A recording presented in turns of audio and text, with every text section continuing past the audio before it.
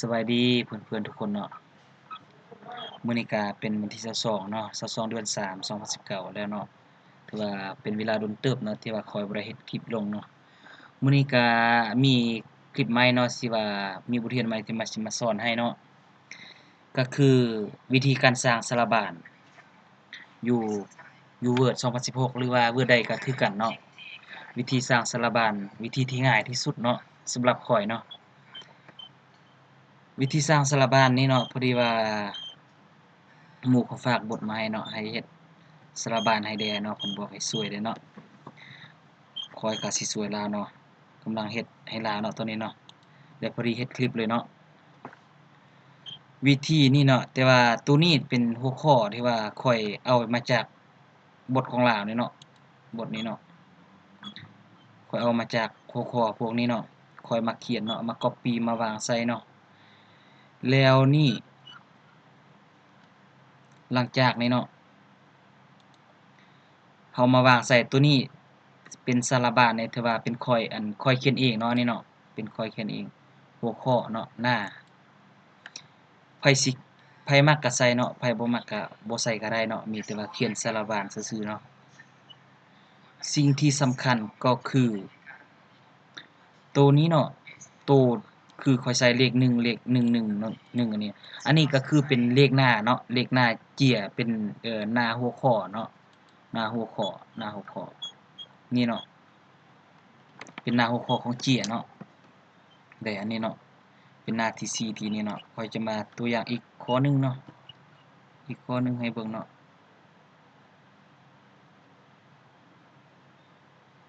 แป๊บเดียวเด้อข้อยจะมาตัวอย่างเนาะสิมาเบิ่งคืนก่อนว่าข้อยเฮ็ดฮอดอยู่ไสแล้วเดี๋ยวนี้ฮอดหน้าที่8เนาะข้อยสิมาเฮ็ดหน้าที่9เป็นภาคที่2เนาะสิมาเฮ็ดให้หมู่ครูเบิ่งเนาะสารสุขหน้าที่8ฮอดหน้านี้เนาะข้อยเฮ็ดเนาะเมื่อกี้เนาะที่ว่าเดี๋ยวนี้ข้อยสิมาเฮ็ดหน้าภาคนี้เนาะ ภาคที่2แล้วก็ลักษณะอันนี้เนาะแล้วก็ข้อ 1.2 พอดีฮอด2.2.1 เนาะเป็นหน้าที่เก่ามันเนาะหน้าที่ 2.2.1 เนาะขอโทษเด้อข้อยสิมาเปลี่ยนข้อนี้ก่อนเนาะมาเปลี่ยนหัวข้อนี้ก่อน2.2.1จับแท็บ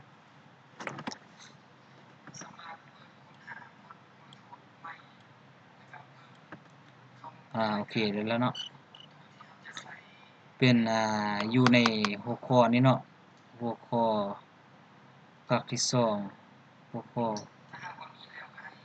2.2.1 เนาะเบิ่งขึ้นอีกความละเอียดเนาะแม่นแล้วเนาะเดี๋ยวก่อนหน้าที่9เนาะเดี๋ยวก่อนหน้าที่9 9 9 9ข้อยสิมาตัวอย่างข้อนี้เนาะให้เบิ่งตามข้อนี้เนาะ9 9แล้วหลังจากนี้เนาะจะมาซ้ำหน้านี้ซะเนาะให้มันหมดหน้า1นี่เนาะแล้วมาเบิ่งข้อนี้อีกเนาะเป็นลักษณะ2.253 2.4 เนาะว่ามันอยู่หน้าใด2.2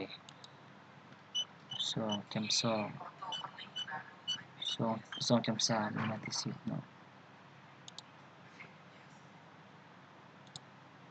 หน้าที่10เนาะ10แล้วอันนี้ถือว่าอยู่หน้าที่11เนาะสันหีบเนาะ 2.4 โอเคอยู่หน้าที่11แล้วหลังจากนี้เนาะข้อยสิตัวอย่างให้เบิ่งนี่เนาะข้อยตัวอย่างแล้วเนาะถือว่าสิเฮ็ดให้หมดถือว่ามันหลายเติบเนาะหรือว่าข้อยสิเบรกไว้ก่อนเนาะสิเบรกไว้ก่อนแล้วคันข้อยเฮ็ดสำเร็จเบิดแล้วข้อยสิมาเฮ็ดแบบออโตเลยเนาะออโตให้มันเป็นสารบานเลยเนาะข้อยสิเบรกไว้ก่อนเนาะ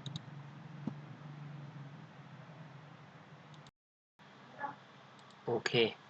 ถือว่าสำเร็จแล้วเนาะตัวนี้เนาะสำเร็จโดยการ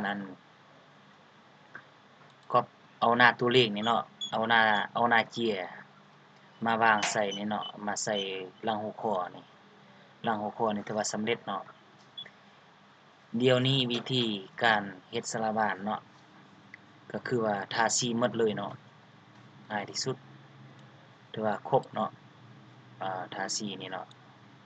โอเคปั๊บเนาะหลังจากนี้ให้เราไป select อยู่ที่นี่เนาะอยู่ ruler นี่เนาะไป select อยู่นี่เนาะยังบ่ทันได้เนาะโอเคคันว่าเรา select เราต้องได้ select ให้มันได้เนาะเราต้องได้ select นี่เนาะยังบ่ได้เนาะ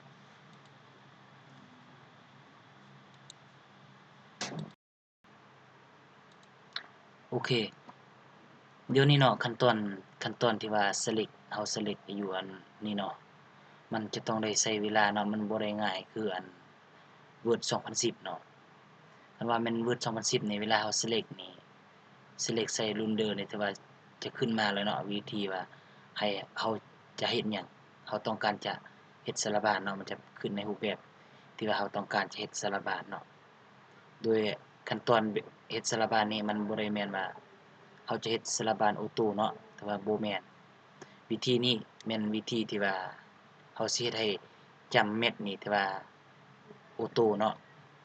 เบิ่งข้อยสิ select ให้เบิ่งเนาะจนว่าให้ได้เนาะเพราะว่าการ select นี่มันต้องได้ใช้เวลาเนาะมันข้อยก็บ่เข้าใจว่ามันเป็นหยังแท้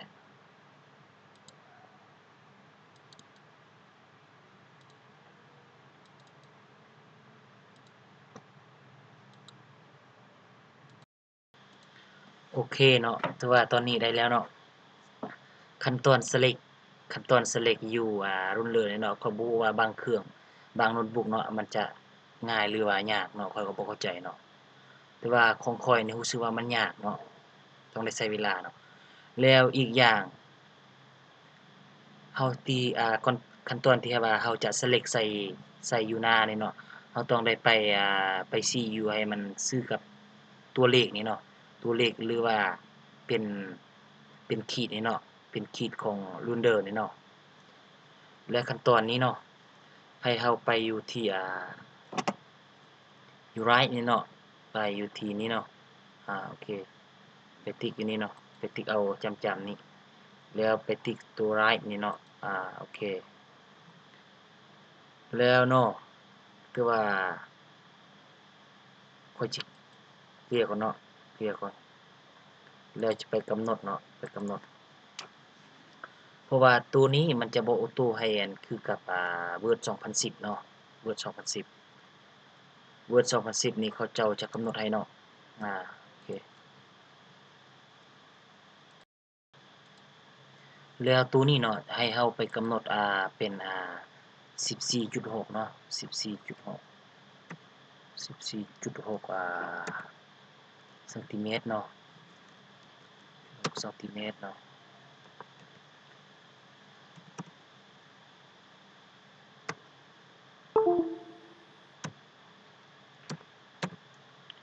14.6เซนติเมตรเนาะแล้วไปคลิกใส่นี้เนาะไปคลิกใส่จำๆนี่ถ้าว่าไผบ่ใส่จำๆนี่ก็ต้องได้ไผบ่ใส่จำๆเนาะใส่เป็นแบบเป็นหญ้าว่างลาๆเนาะต้องได้ใส่นอนเนาะแต่ว่าข้อยสิใส่เป็นจำๆนี่เนาะเป็นจำเม็ดนี่เนาะโอเคหลังจากนี้เนาะข้อยจะไป select ใส่อยู่นี่เนาะข้อยจะแท็บเลยเนาะใส่คำสั่งแท็บเนาะแท็บมันจะออโตให้เลยเนาะ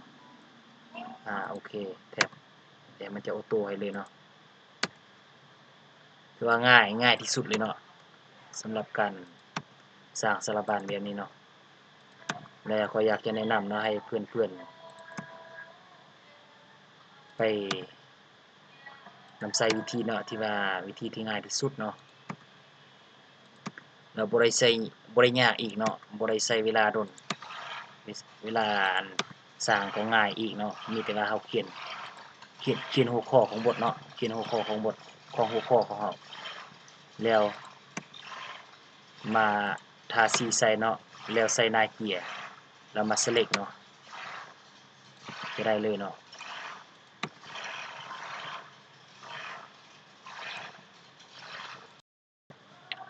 โอเคเนาะถือว่าสำเร็จเนาะขั้นตอนการ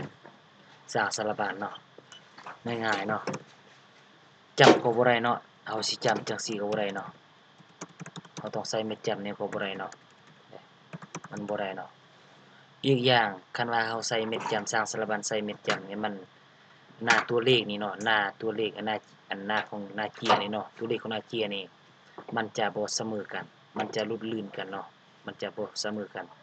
ตัวนี้มีแต่ว่าเราใส่กำหนดอยู่พุ่นแล้วมาแท็บบัดเดียวเนาะมันจะออโต้ให้เลยเนาะแต่ว่าขั้นตอนการสร้างสารบัญเนาะแต่ว่าจบเพียงเท่านี้เนาะบรรดาเพื่อนๆได้ที่ว่า เบิ่งแล้วเนาะขอบใจบรรดาท่านที่ติดตามและรับชมเนาะและบรรดาเพื่อนๆคนใดเนาะที่ว่าเบิ่งแล้วถูกใจก็อย่าลืมกดไลค์ให้ได้เด้อกดไลค์กดแชร์ให้ได้หวังว่าสิเป็นบทเรียนให้แก่ท่านเนาะถือว่าคลิปนี้ก็จบเพียงเท่านี้เนาะขอขอบใจ